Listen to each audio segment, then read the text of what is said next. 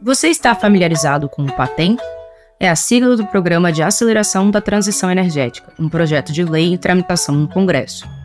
Em poucas palavras, ele tem a proposta de incentivar projetos de desenvolvimento sustentável com recursos de créditos tributários de empresa junto à União. A ideia de um programa de aceleração econômica vem chamando a atenção de todos os tipos de setores que querem entrar no pacote. Em que medida vale ampliar o escopo quando falamos de transição energética incentivada? Para discutir essa articulação e outros temas importantes para o setor de energia, o Jaule, podcast de energia do Jota, em parceria com o INTE, o Instituto Brasileiro de Transição Energética, recebe o senador Laércio Oliveira. Eu sou Larissa Fafá, analista de energia do Jota. Senador, seja muito bem-vindo ao Jaule. O tema do nosso podcast é transição energética. Então, eu não tenho como começar essa conversa de outra forma que se não falar do PATEM, o Programa de Aceleração de Transição Energética que o senhor é relator aqui no Senado. Acho que primeiro, o senhor podia explicar para a gente, um pouco para os nossos ouvintes, como é que funciona mais ou menos o mecanismo, do projeto, para quem não está familiarizado com a proposta que está sendo discutida aqui no Senado? As empresas, de um modo geral, acumulam, empresas que fazem importação, acumulam créditos. E esses créditos não podem ser compensados no dia a dia dessas empresas. Essas empresas acabam acumulando em grande estoque nas suas contabilidades. E a ideia que surgiu do PATEM foi exatamente nesse sentido. Já que esses créditos não podem ser utilizados para compensação de tributos devidos, um dos caminhos, e a ideia que surgiu foi exatamente aproveitar esses créditos para que esses créditos sirvam de garantia para a busca de financiamentos junto ao sistema bancário, especialmente BNDES, esses bancos públicos oficiais. Então, eu acho a ideia muito, muito interessante. Essa ideia tende a ser aplicada nesse novo modelo, e isso facilita as empresas que possuem esses estoques de créditos a buscarem um ambiente propício para fazer investimentos na ampliação das suas plantas, de desenvolver novas matrizes energéticas nesse momento de transição energética aqui no Brasil. E o projeto foi pensado na Câmara, com esse foco em energia renovável. Mas durante a votação do plenário lá na Câmara dos Deputados, eles acabaram aumentando um pouco o escopo dos programas que poderiam ser financiados através do Fundo Verde, que o senhor mesmo comentou ali que seria gerido pelo próprio BNDES. Mas o programa, que deveria ser um ponto de virada para a transição energética no país, abriu uma brecha que incluiu como beneficiário o setor de gás fóssil, fonte de energia que aumenta as emissões de gases do efeito estufa, grandes responsáveis pelas mudanças climáticas. Agora, no Senado, a gente teve uma audiência pública que foi realizada na Comissão de Infraestrutura e que deixou claro que tem algumas associações que querem que também os seus setores entrem ali no texto. Existe espaço para outros tipos de projeto que não os que já estão no relatório entrarem no possível, no futuro, relatório do senhor? Primeiro, isso é muito natural, Então, a dinâmica do Congresso Nacional é exatamente aproveitar esses projetos, desde que não seja aquilo que se chamou aqui de jabuti durante muito tempo, Desde que tenha sintonia com o projeto, as empresas, as organizações buscarem esse espaço para incluir alguma emenda nesse sentido. Então, fertilizantes, gás, petróleo, energia nuclear, todos enxergam a possibilidade de participar do PATEM. A gente tem sido muito atencioso com todas essas pessoas, essas empresas que buscam esse espaço. Estamos trabalhando um relatório com muita atenção a isso, para que ele não seja desvirtuado no seu propósito principal, conhecer de fato quais são as áreas que podem ser beneficiadas da mesma forma, porque também tem que ter essa sensibilidade de entender que, se existem empresas de determinados, digamos, do setor de fertilizantes que têm esse estoque na sua contabilidade de saldo que queira utilizar para fazer investimentos, principalmente, e aí pegando o próprio exemplo dos fertilizantes, para o país tem uma dependência quase que 100% dos fertilizantes. Então, seria uma forma de você incentivar o setor de fertilizantes também. Estou pegando isso só como exemplo, não que isso vai acontecer. Mas eu enxergo isso com muita naturalidade, acho que isso faz parte da dinâmica do Congresso Nacional, mas de fato o que você colocou é uma verdade. Muita gente tem pedido passagem para subir nesse trem. E é claro que eu não posso deixar de perguntar, senador, qual é a expectativa de aprovação do texto? A gente aprova ainda em 2024? Eu espero que sim, o relatório vai ser publicizado no mês de novembro. A partir daí a gente começa a tramitar com ele na comissão. Eu tenho certeza absoluta que o Congresso volta a partir de novembro com força total. Esse projeto é um projeto extremamente importante, inclusive que a gente vive um momento de muita euforia com referência à transição energética, mas eu tenho uma esperança que até o final do ano a gente vai encerrar o ano com o projeto aprovado. Caso haja alguma mudança aqui no Senado, ele volta para a Câmara, mas o ambiente que eu sinto dentro da Câmara dos deputados é de uma sintonia plena para que a gente avance e termine o ano com o projeto aprovado. Eu acredito que isso vai dar certo. Esse podcast tem o apoio do Instituto Brasileiro de Transição Energética. O INTE é um think tank do setor energético formado por associações de classe dos segmentos de óleo e gás, energia elétrica, combustíveis e derivações. A gestão é autônoma e apartidária. E o objetivo principal do INTE é fortalecer um ambiente propício à discussão sobre energia no Congresso, oferecendo suporte técnico à Frente Parlamentar de Recursos Naturais e Energia. Senador, mudando um pouco de assunto, o senhor foi relator da Lei do Gás, né, aprovada em 2021, e meio à pressão de vários lobbies lá no Legislativo. O senhor estava na Câmara na época, né, eu acompanhei, e o objetivo da lei era aumentar a concorrência do mercado de gás natural, aumentar a oferta e, com isso, reduzir o preço da molécula. Esse era o objetivo, né? E aí o governo editou esse ano um decreto para regulamentar posteriormente também a Lei do Gás e que também tem esse mesmo objetivo, né? Ampliar a oferta, diminuir o preço para o consumidor, mas que também trouxe ali uma transparência na formação do preço e uma questão de umas novas regras para escoamento, processamento, tratamento. O governo federal assinou um decreto que quer aumentar a oferta de gás natural e baratear o insumo para a indústria. O projeto vem sendo estudado há mais de um ano pelo grupo de trabalho do programa Gás para Empregar. Qual que é a avaliação do senhor em relação ao que foi publicado pelo governo? Qual a avaliação do decreto? Esse decreto, inclusive, depois sofreu uma outra interpretação por parte do governo. Acho que a calibragem daquilo que foi posto ficou totalmente fora de sintonia. Lembrar a Lei do Gás é lembrar de você. Realmente, você, quase todos os dias, a gente conversava sobre isso, você externava uma preocupação e uma ansiedade grande para ver a lei aprovada, né? Você que trabalha na sua ação de jornalista focada com energia, então, certamente, como brasileira, você sentia que ali seria um momento importante para o Brasil, que deu certo, né? E agora a gente está aqui conversando sobre os reflexos da Lei do Gás. Isso é bonito, né? A gente enxerga que o trabalho parlamentar, o trabalho legislativo, quando ele tem foco e olha para o país e a sua amplitude e a necessidade que o país tem, isso é muito legal. Então, todas as vezes que eu tive conversa, que eu olho para você, eu me lembro da Lei do Gás. Você era Eu ficava na cola do senhor o tempo inteiro. Intransigente colaboradora pela Lei do Gás. Mas o grande problema da Lei do Gás hoje é agora. A gente tem que trabalhar intensamente nas minhas falas, nas minhas participações, em todos os fóruns que se discute a energia da transição. A gente precisa reduzir consideravelmente o preço da molécula para que, de fato, ela seja aplicada. E eu acho que aí é uma junção de forças de várias frentes. Antes eu sempre, o meu discurso era assim, reduzir a lei do gás, reduzir o preço do gás, mas o preço do gás é uma composição de várias coisas. Então, como você falou, comercialização, distribuição, transporte, a própria molécula em si, a gente precisa fazer uma equação para que o gás ele tenha atratividade para o consumidor.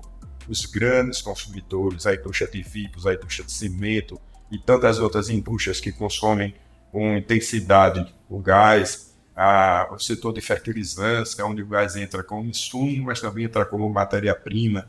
Isso precisa haver uma consciência por parte da Petrobras, principalmente, que ainda tem o controle do preço do gás, enxergando as novas oportunidades que surgem no país. 3 projetos importantíssimos. Um aconteceu agora há pouco, no Rio de Janeiro, o outro também no Rio de Janeiro, que está mais à frente, e o Sergipe Águas Profundas, que fica para 2028. Mas os 3 juntos significam mais de 100 milhões, quase 100 milhões de metros cúbicos de gás por dia. Ou seja, todo esse gás, além daquilo que já se produz no país, vai oferecer uma condição extraordinária para que a gente foque definitivamente. É gás produzido no Brasil, que não tem que ter nenhuma sintonia com o mercado internacional. Estou falando isso, dizendo assim, não precisa dolarizar o gás. O gás é um produto nacional, sai das nossas reservas. Então, isso precisa ser visto de outra maneira. Então, depois do grande enfrentamento, como você falou, da lei do gás, da sua regulamentação, o que a gente precisa fazer agora é um processo interno. A gente se conscientizar que o gás e o petróleo ainda vão existir durante muitos anos. Vai passar pelo menos 30 anos ainda. Esse é o combustível da transição.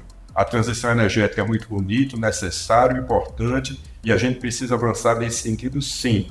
E a gente precisa começar agora, como o Brasil tem feito, na figura extraordinária do ministro Alexandre Silveira, que tem trabalhado intensamente nisso. Mas o combustível da transição é o gás e o petróleo. A gente precisa usar essas reservas da melhor maneira possível. E para que o mercado consuma esse gás, que estará à disposição de todos os brasileiros logo em breve, a gente precisa fazer essa equação para reduzir. Certo. Ainda falando sobre o decreto, um dos pontos mais criticados, né, talvez por parte do setor, foi a reinjeção de gás natural, né, que o decreto estipula ali pelos operadores na produção e exploração de petróleo, né? O decreto dá esse direito da ANP de poder determinar a redução dos volumes injetados até o mínimo necessário. Esse decreto, então, ele fixa regras para as petroleiras que exploram e comercializam o gás natural aqui no país. O governo quer, por exemplo, reduzir a reinjeção do gás natural extraído na exploração associada ao petróleo para ter mais oferta do produto no mercado brasileiro. O senhor pensa que o diagnóstico e esse caminho adotado pelo decreto e, de certa forma, pelo governo é eficiente? Eu enxergo que sim. E aí vai duas contribuições. Primeiro, a valorização que a ANP precisa ter por parte do governo central. A ANP tem uma importância muito grande na regulação de todo esse sistema de energia do nosso país. As energias que surgem, as novas energias que a gente tem discutido, em congressos, em eventos, em tudo que é lugar, necessárias, a ANP precisa ser qualificada para isso. Mas as agências precisam ter a sua independência respeitada e precisam ter os seus orçamentos respeitados ainda. Não dá para o governo economizar fazendo corte no orçamento das agências. As agências precisam de quadros extremamente qualificados. E hoje as agências passam por um problema seríssimo que é de orçamento. As agências a cada dia perdem pessoas profissionais extremamente qualificadas para o mercado privado, exatamente porque elas não têm orçamento. Então, esse é a primeira observação que eu quero fazer. O decreto, nesse sentido, eu tenho a impressão que foi muito feliz, porque a realidade é que a rejeição de gás é um processo exagerado, mas que também tem a sua razão de ser. As empresas não têm. As empresas que produzem, elas não têm como explorar essa produção, porque elas não têm mercado consumidor, exatamente por causa desse preço elevado. Ou seja, é uma rede de conexão. Se quem produz o petróleo e com ele vem o gás, ele não aproveita o gás porque ele não tem escoamento e ele não tem preço competitivo para fazer, para trazer esse gás para a costa para ele entrar no processo de comercialização. Então, já que não tem isso, se reinjeta um volume estúpido de gás. Imagine-se que o Rio de Janeiro perde mensalmente milhões de reais em royalties pela reinjeção do gás. Por isso que, além desse decreto do governo, eu apresentei um projeto chamado ProEscoar, que é exatamente para tentar desenhar essa questão da reinjeção, do escoamento, do tratamento que o gás precisa ter nessas explorações que acontecem na nossa costa. Então, a ANT, para regular isso, eu acho que está no caminho certo, acho que o decreto nesse ponto foi positivo. Então, o senhor falou que apresentou o projeto, né, o ProEscoar, eu ia até comentar dele aqui, mas eu ia perguntar para o senhor se o senhor acha que, tendo em vista o cenário atual, né, a gente teve a aprovação da Lei do Gás, teve alguns percalços ali nas regulações dos estados, né, uma dificuldade talvez de fazer uma unificação de regulação, a gente vê hoje em dia a Petrobras renegociando com o CAD, alguns dos processos, a Petrobras querendo aumentar o seu market share, retomar, né, na verdade, o seu market share. Então, assim, tem algumas pessoas no setor que entendem que essa abertura criada pela Lei do Gás, que teve durante uns anos um boom, assim, uma sensação muito forte, que isso deu uma estacionada com esse contexto. E aí a minha pergunta o senhor acha que precisa de mais legislação? Porque, por enquanto, o governo está apostando apenas na regulamentação, né, no decreto. A questão da legislação o ideal seria que não precisasse, né, que houvesse uma clareza daquilo que é necessário e daquilo que é importante fazer. Muitas vezes a legislação age para evitar desperdícios e também para evitar que se retome questões que já foram definidas lá atrás. Eu tenho algumas críticas à Petrobras quando se fala em retomada daquilo que já foi pactuado lá atrás. Vou dar exemplo da indústria de fertilizantes. Petrobras antes tinha um portfólio de serviços extraordinários. A Petrobras resolveu focar no petróleo e no gás. Ótimo. E as outras coisas, distribuição, transporte, a questão do próprio fertilizantes, entregar isso ao setor privado. E eu acho que foi uma iniciativa acertadíssima. Veio uma empresa nacional chamada Unigel, que faz um investimento estúpido, pega 2 plantas da Petrobras, transforma ela para melhor e começa a produzir no teto, no limite máximo de capacidade, já com planejamento, e eu vi isso do empresário, do proprietário da indústria, com investimentos para ampliar a produção. Aí vem a questão do gás, inviabiliza a indústria, e depois surge o comentário que a Petrobras quer retomar essas plantas para poder produzir fertilizantes. Olha, essa não vai conseguir fazer. E foi realizada hoje a cerimônia de retomada das operações da fábrica de fertilizantes Araucária Nitrogenados S.A. em Araucária, na região metropolitana de Curitiba. A Petrobras vai investir 870 milhões de reais para reativar a fábrica, que volta a operar em 2025. Lógico, quem conhece o mercado, quem conhece o custo desse setor, sabe que a Petrobras não vai conseguir. A Petrobras, apesar de toda a sua capacidade e toda a sua expertise, não vai conseguir produzir fertilizantes com preços competitivos. Então, e essa é uma necessidade que o país tem. Então, muitas vezes, a legislação é necessária, além de evitar algumas coisas, como falamos aqui na rejeição do gás, na política de fertilizantes. Infelizmente, é necessário. Melhor seria se não precisasse fazer tanta lei. Eu faço o ProEscoar, eu sou autor do ProEscoar, sou autor do Profert, que foca na área de fertilizantes, que a gente já conversou aqui. Mas esses projetos visam olhar o setor, entender que é um desperdício enorme e que a gente precisa transformar isso em riqueza, não só para os estados, mas principalmente para a sociedade. E, infelizmente, a gente tem que usar o nosso pensamento, a nossa inteligência para produzir, para escrever um projeto que vai exatamente ao encontro de evitar esse desperdício. Puxando essa pegada aí do Profert, o senhor foi, né, como o senhor disse, autor do Profert que foi aprovado aqui no Senado, né, e está aguardando apreciação lá na Comissão de Minas e Energia da Câmara dos Deputados. E a ideia principal é justamente criar um regime especial, até parecido um pouco com o Repetro, né, para o setor de óleo e gás, o REID para o setor de infraestrutura. E é uma pauta também que o governo recentemente tem demonstrado que está de olho, né? O próprio presidente Lula já falou, defendeu que o Brasil seja autossuficiente na produção de fertilizantes. Se o Brasil, Fávaro, é um país agrícola de um potencial extraordinário, quase que imbatível hoje, pelo alto grau de investimento em ciência e tecnologia, em genética, por que a gente não é pelo menos autossuficiente na produção dos fertilizantes que nós precisamos? Por que tantas vezes se negou a esse país de ter as coisas que ele tem direito de ter e que um país soberano não pode abrir mão de ter?